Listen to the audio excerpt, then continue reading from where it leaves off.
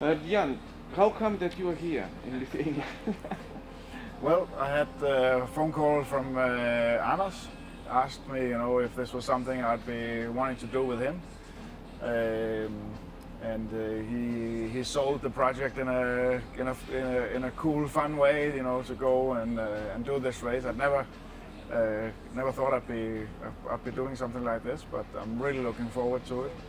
Sounds like a fantastic race on I love street racing. But it's all new to me, and I have there'll be a lot of stupid questions about pretty much everything. But no, I'm so happy it happened, and I get a chance to drive a cool AMG with against some cool other cars at a great event. I'm super happy to be here. You are friend with Anders, Yes. and you are racing together a lot, right? Yes, the last couple of years we've had some big projects together. Mainly in 2021 we did Le Mans together in LMP2 alongside my son Kevin, and for me that was a career highlight to be able to race with my son, and this was Anders that set it all up and made it happen. We've been friends for many years, but since 21 we're starting to racing together, and we've done a few races now, and hopefully many more. Did you count how many races you've done in your life? Well, I didn't count, but somebody else did, and I think this weekend will be my race number 806, 7, something like that, 5 maybe. It's a lot. Yeah, it's a lot. You mentioned Kevin, Yeah. your son. How do you feel that he achieved a little bit more in Formula One? Yes, I'm happy, which I'm super happy about. He's had so he's been in Formula One more or less for 10 years. He's had 2 seasons out of Formula One, but in total 10 years. I hope he continues a little bit more, as long as he enjoys it and he finds motivation to do it well, because Formula One is a hard business, and if you're not 100% motivated and ready to sacrifice, then it's not going to be good. So, but he's in a really good place. Haas is not performing where they should, but everyone inside Haas, outside Haas knows that they're not where they're supposed to be. But that's part of the challenge for Kevin. He's happy. I feel when I speak to him, he's motivated to do better, to develop the car and the team. So it's fantastic to follow. Are you close? As close as you can be when you're traveling the world at the same time, but not to the same parts. So, but I think the older he gets, the older I get. We get closer and closer.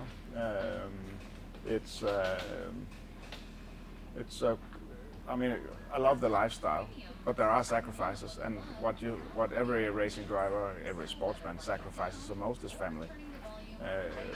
But we're in the same sort of business, so when we are together, we don't talk a lot of racing. Actually, we try and stay away from talking about racing. Oh, really? But we can't.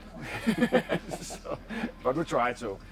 But no, he's a grown man. I'm super proud of what he has achieved as a racing driver, but I'm even more proud of him as a man, and how he conducts himself and how he lives his life and his priorities. It's sounds funny, but I look up to him in many ways. Did you tell him where you are coming this weekend? Yes, he thought it looked extremely cool. And Kevin by heart is an old school racer, and it doesn't get more old school than this. So I think he's a little jealous. So who knows, maybe in the future we can get him to come and do it as well. To be professional racing driver, you are for how many? 20?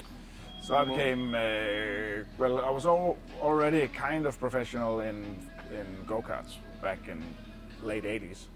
And then when I stopped with go-karts to try and pursue a career in racing cars, there was a couple of years there where I was not professional. But then I became professional again at the end of '94. So 30 years. Didn't you tire? No. Don't you feel that? No. I get asked that a lot, you know. It's kind of lifestyle, or? Yeah, it is a lifestyle. It's a lifestyle and a life choice. I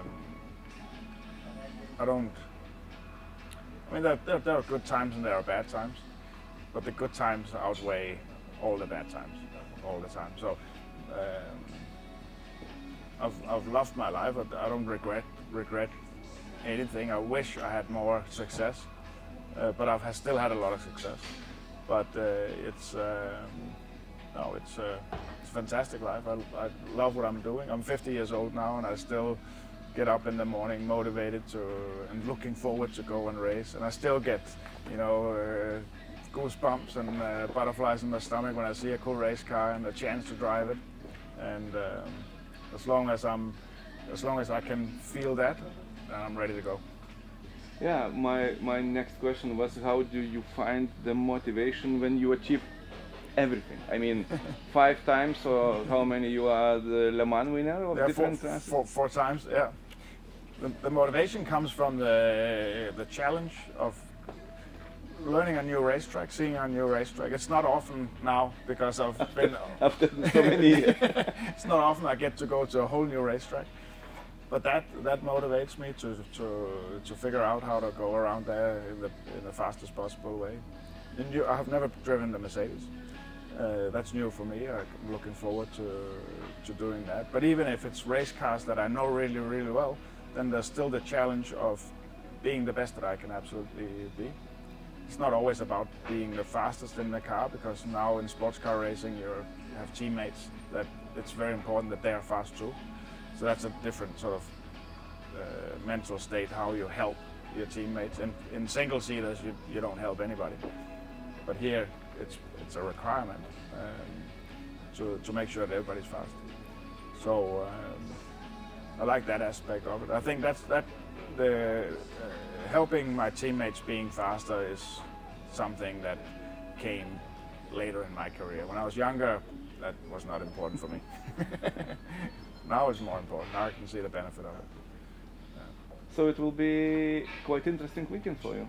A lot of new stuff. A lot of new stuff. A great show, apparently. I'm looking forward to experiencing all of it.